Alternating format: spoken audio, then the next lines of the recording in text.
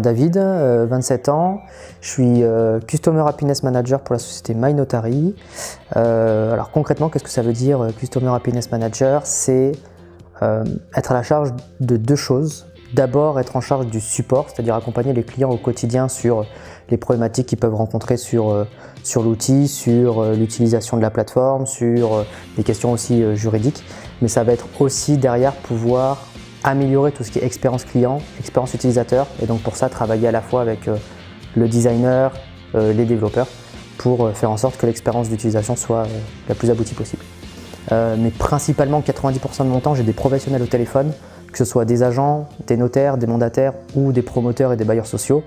Donc là on est vraiment sur du professionnel qui veut utiliser la plateforme, qui est soit un utilisateur novice, auquel cas on va rentrer dans une pédagogie qui est un peu plus importante, sur les différentes étapes à respecter, les différents interlocuteurs à inviter, comment bien utiliser la plateforme, l'aspect juridique également, et aussi après, un peu plus tard, des personnes qui ont l'habitude d'utiliser la plateforme mais qui malgré tout ont des questions un petit peu plus poussées, et là on va plus rentrer notamment sur des questions un peu plus juridiques.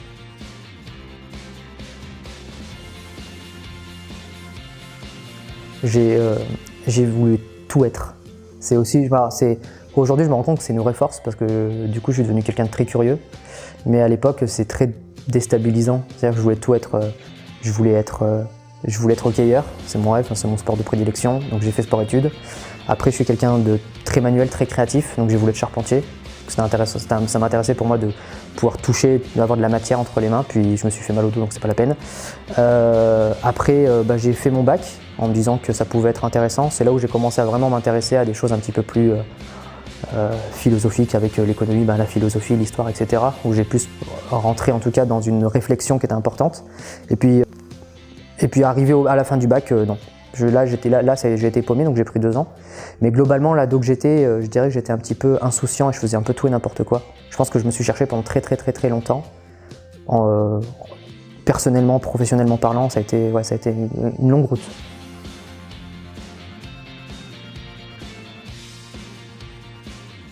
La matière que j'aimais, c'est l'économie et la sociologie, parce que c'est toujours des choses qui m'ont passionné de base. Et puis je pense que j'avais une prof aussi qui était juste géniale, et en fait qui m'a donné envie d'aller un petit peu plus loin, et en tout cas d'apprendre à prendre du recul par rapport à ces choses-là.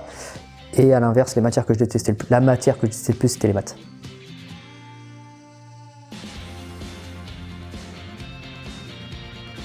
Sorti du bac, j'ai mon bac quasiment à râler pâquerette, mais je l'ai. Okay. Et là, du coup, se pose la question, ok David, tu veux faire quoi de ta vie maintenant? Voilà, concrètement, je sais pas. Je m'intéresse à plein de choses et du coup, c'est un petit peu compliqué. Donc, je fais un peu comme tout le monde, j'ai inscrit sur admission post-bac. Je suis admis dans une grosse fac à Grenoble où on est peu d'inscrits, donc j'étais assez fier. Donc, j'y vais, je fais 1 mois. Je suis malade, donc du coup, je suis malade. Je demande les cours à des collègues que j'imaginais être mes collègues. C'est bizarre quand même. Et puis je vais voir le prof et je lui montre, et le prof rigole. Et il me dit, mais c'est normal, on t'a donné des faux cours. Et à ce moment-là, j'ai tout coupé, j'ai tout arrêté, et j'ai dit stop. J'ai dit, moi, l'hypocrisie, je sais pas faire. Donc on va changer. Et du coup, j'avais travaillé chez Micromania en tant que vendeur pendant l'été pour me faire un peu de sous. Et en fait, j'ai fait ça pendant 2 ans. Et puis je me suis dit, c'est cool de bosser dans les jeux vidéo, t'adores ça depuis que t'es gamin, c'est une super expérience, tu t'éclates, on te propose de devenir responsable, de gagner rapidement vite de l'argent, d'avoir des projets, etc. Donc dans ma tête, je me suis dit, c'est cool, mais concrètement, dans 2 ans, 3 ans, 4 ans, 5 ans, tu veux arrêter, t'as quoi à part un bac? Et le déclic par rapport à ce que je fais maintenant, on va dire que c'est, j'ai rencontré une dame dans une école en fait, qui faisait les admissions, et qui un jour m'a dit ok, vous pourriez tout être. Voilà. J'avais postulé dans une même école pour faire du notariat, de la gestion de patrimoine, de la communication, du commerce et je crois du design. Voilà, j'avais réussi tous les tests. Elle me dit ok, à vous de choisir. Elle dit moi ce que je vous conseille c'est lisez les référentiels de chaque étude, et à un moment donné vous allez lire un référentiel et vous allez vous dire ça, j'ai l'impression qu'on parle de moi. Et j'ai lu le référentiel du BTS communication à l'époque. Et voilà, je me suis lancé dans le BTS communication. J'étais parti pour faire 2 ans. Finalement, je suis sorti avec un bac plus 5.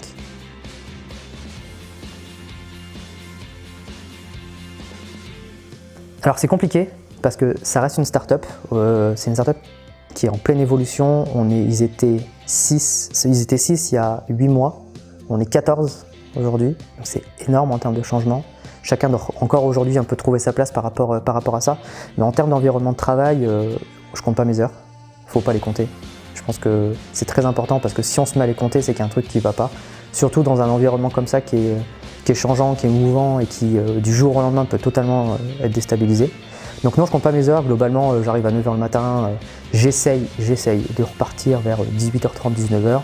Voilà, ça m'est arrivé de partir beaucoup plus tard, de travailler à la maison, voilà. Mais voilà, il y a des vacances, ça par contre c'est vachement cool. Contrairement à ce qu'on peut souvent lire, la start-up c'est pas l'environnement clos dans lequel t'as pas de vacances, t'es mal payé. Je suis très bien payé. Les vacances, ça pose aucun problème. Je suis arrivé, au bout de 2 semaines, je leur dis au fait, dans 6 mois, je me casse aux États-Unis pendant 3 semaines, pardon. Je vous laisse pas le choix. Ouais, pas de soucis, éclate-toi. C'est ton kiff, vas-y, fais-le. Voilà. Et ça, c'est vachement cool. Donc, c'est ultra exigeant. Je dirais que c'est peut-être plus exigeant que les expériences que j'ai pu vivre dans d'autres grandes boîtes où on est vraiment dans le statut, on est le salarié, alors que dans la start-up, on est le collaborateur et surtout, on est partie intégrante de ce qui se fait au quotidien. Donc, voilà.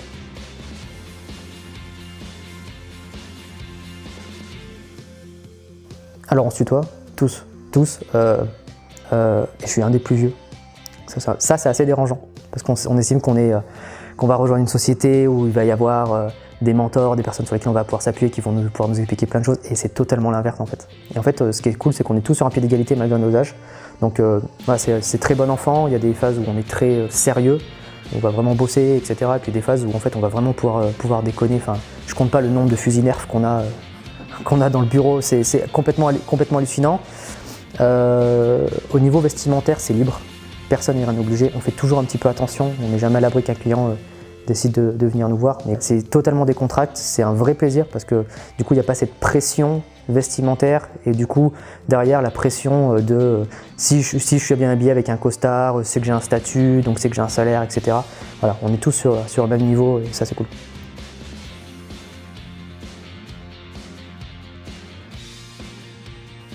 L'empathie, c'est ultra important parce que tu peux avoir le meilleur service du monde, tu peux connaître ton service sur le bout des doigts, tu peux savoir que ton service c'est le meilleur du monde, qu'il est imbattable, que tu es le roi du pétrole et que dans tous les cas c'est difficile de te déboulonner. Si pendant 2 secondes tu es incapable de te mettre à la place de l'utilisateur en disant ok moi ça marche mais pourquoi lui ça marche pas, il y a un truc qui fonctionne pas, tu fourniras un support et une expérience qui sera ultra négative. Et ça, c'est super important. Donc, être empathique, se mettre à la place de son client et l'accompagner et surtout l'écouter. Ça, c'est très important. C'est-à-dire que ton client, au-delà d'être parfois pas content de ton service, s'il n'est pas content, mais qu'il continue à l'utiliser, c'est qu'il essaie de te faire passer un message. Donc, il essaie de te faire comprendre que, tu vois, en faisant ça, peut-être cette petite chose, eh ben, au quotidien, peut-être que ça améliorera ta plateforme. Et ça, c'est super, super important.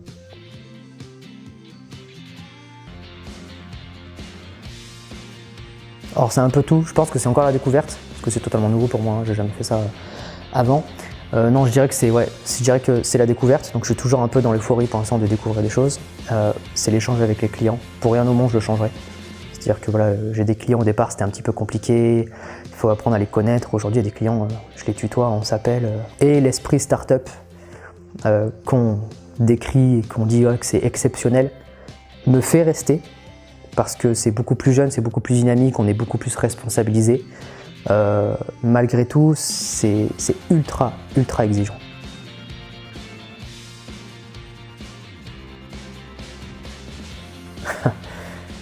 Alors dernièrement, j'ai lu un bouquin qui s'appelle How to be everything. Et c'est un bouquin qui est dédié aux personnes qui n'ont jamais su répondre à « Et toi, qu'est-ce que tu veux faire quand tu seras plus grand ?» Et je sais toujours pas ce que je veux faire quand je serai plus grand. Je veux juste faire ce que j'aime. Aujourd'hui, faire ce que j'aime, c'est accompagner les gens, faire de la communication, créer des choses et être acteur d'un projet. Peut-être que demain, ce sera complètement autre chose. Peut-être que demain, je me redirigerai sur un métier qui a rien à voir. Peut-être que demain, je reviendrai sur quelque chose de beaucoup plus manuel, de pratique, que je montrerai ma boîte dans un domaine qui a rien à voir. Mais étant quelqu'un de curieux, je pense que je serai amené dans tous les cas à être un peu... Ce terme un peu barbare qu'on utilise en ce moment de slasher, à toucher à tout et à rien à la fois. L'essentiel étant qu'en fait je m'éclate au quotidien, quoi.